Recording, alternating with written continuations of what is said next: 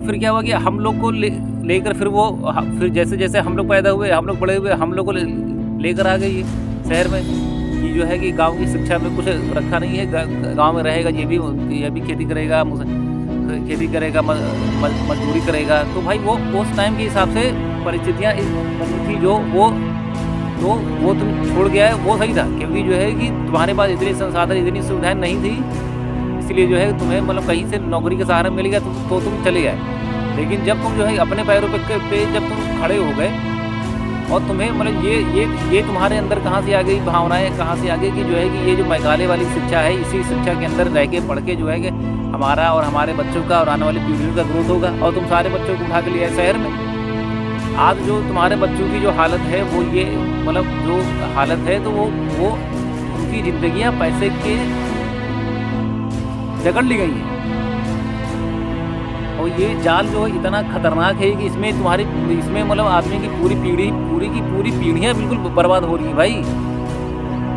ये कुछ लोगों को ऊपर उठाओ और जो है कि मतलब एक आदमी को मतलब मेरे गांव में नौकरी भले मिली और ये भले मतलब आगे इनका ग्रोथ हुआ, लेकिन गांव में खेती किसानी बिल्कुल मतलब मार दी गई भाई। बिल्कुल लोगों को उनकी जड़ों से, उनकी धरोहरों से काट दिया गया आज के टाइम में। ना किसी के पास ज़्यादा खेत बचा है, ना किसी के पास जो है मतलब संसाधन बचे हैं, ना वो समझ है, ना उनके पास जो है गाय, बैल, घोड़ा और जो है ये सब है। भाई हर चीज़ आदमी जो है मशीनों के ऊपर हो गया डिपेंड आज के टाइम। पहले क्या था कि पहले ट्रैक्टर कुछ लोगों के यहाँ थे, आज घर में ट्रैक्टर है।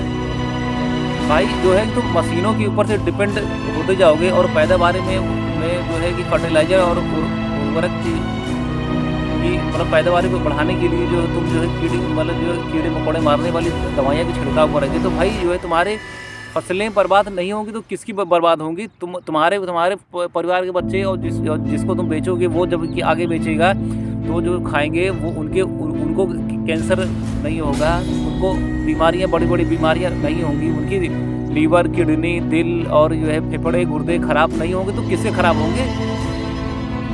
समझ रहे हो ना? ये सब सोची समझी गई पूरी साजिशें थी कि जो है कि क्योंकि क्या था कि देखो विदेशों के साथ में क्या था कि वो लोग अपने देश में इस तरह की चीज़ें मतलब करते नहीं हैं। कभी जो है यहाँ बम फेंक दिया, कभी वहाँ बम मार दिया, लाखों लोग यहाँ मर गए, हज़ारों लोग वहाँ मर गए। तो ये जो है द्वितीय विश्व युद्ध, प्रथम विश्व युद्ध में ये लोग मतलब 19वीं सदी की शुरुआत में यही होता ही रहा। बम बनाओ, वहाँ मार दो, गुलाम बना लो, जान से मार दो, जो तुम्हारे खिलाफ बोले उसको तुम उड़ा दो। समझ रहे हो ना? तो उस टाइम में क्या था कि उस टाइम में मतलब वो समझ गए कि जो है कि हमें ज़्यादा से ज़्यादा कर्मचारी चाहिए। उनकी फैक्ट्रियों में काम करने वाले, उनके यहाँ मजदूरी करने वाले लोग कहाँ से वो लोग लाएंगे? तो उन्होंने फिर जो ऐसी पूरी शिक्षा ही बना दी कि इनके दिमाग में भ्रम डाल दो कि जो है कि तुम्हारी ग्रोथ होगी, तुम आगे तभी बढ़ोगे जब तुम अंग्रेजी सभ्यता के हिसाब से पढ़ोगे, लिखोगे, आगे बढ़ोगे।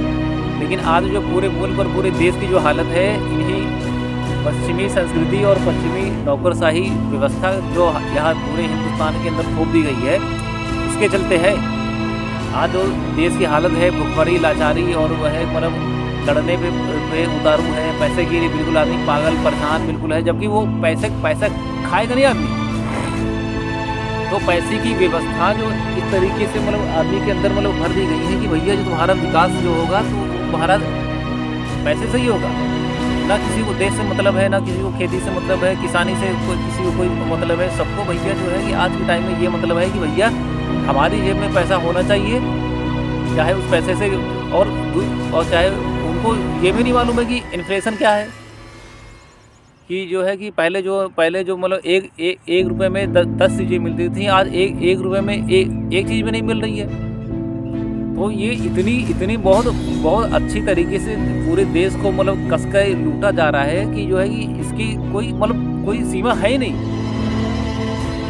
समझ रहे हो ना? और कोई इस पर बात भी नहीं करना चाहता। किसी को 5,000, 10,000, 15,000 ये नौकरी मिल जाए, आदमी उसी में जी रहा है, मर रहा है, खा रहा है, पी रहा है, उसी में मतलब मर रहे हैं, घिस के मर रहे हैं भाई।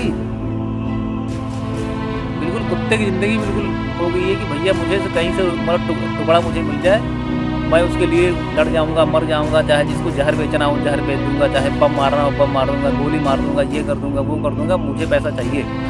भाई ये पूरी व्यवस्था जो है इस तरीके की बनी हुई है कि इसमें आतंकवाद होगा ही होगा, मारकाट होगा ही होगा, कॉम्पिटिशन होगा ही होगा, एक दूसरे को लड़ने और मारने पे उतारू लोग होंगे ही होंगे। छीन के खाने के लिए व्यवस्थाएं बनी हो ही जाएंगी। ये पूरी व्यवस्था जो बनी हुई है ये इसी तरीके से बनी हुई है भाई। और ये व्यवस्थाओं में जो ये मतलब इलेक्शन चुनाव होने के बाद मतलब नेता लोग को लगता है कि जो है कि मैं नेता बन जाऊँगा तो ये कर दूँगा, वो कर दूँगा।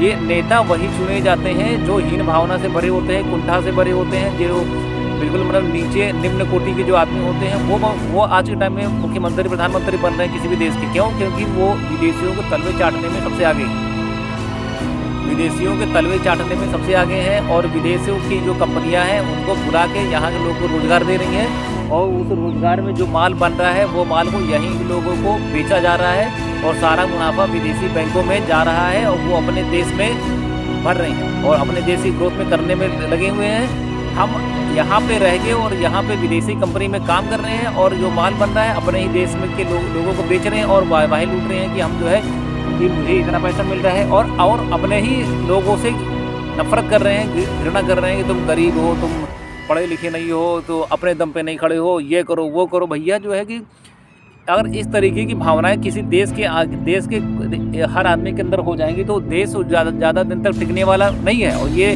पूरा हिंदुस्तान बता रहे हैं ज़्यादा दिनों तक टिकने वाला नहीं है।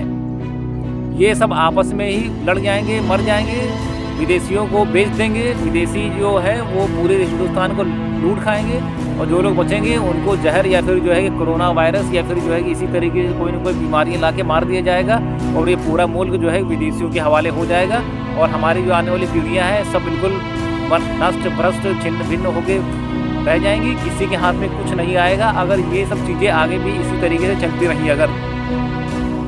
तो फिर क्या हुआ कि मेरे पापा के साथ में ये सब चीज़ें जब हुई तो उन्हें और आज के टाइम में उन्हें वो जो मतलब आज के टाइम में ये हालत उनकी है कि वो भाई 19 साल के बच्चे का जो दिमाग होता है वो उस दिमाग से वो ऊपर बढ़ ही नहीं पाएंगे।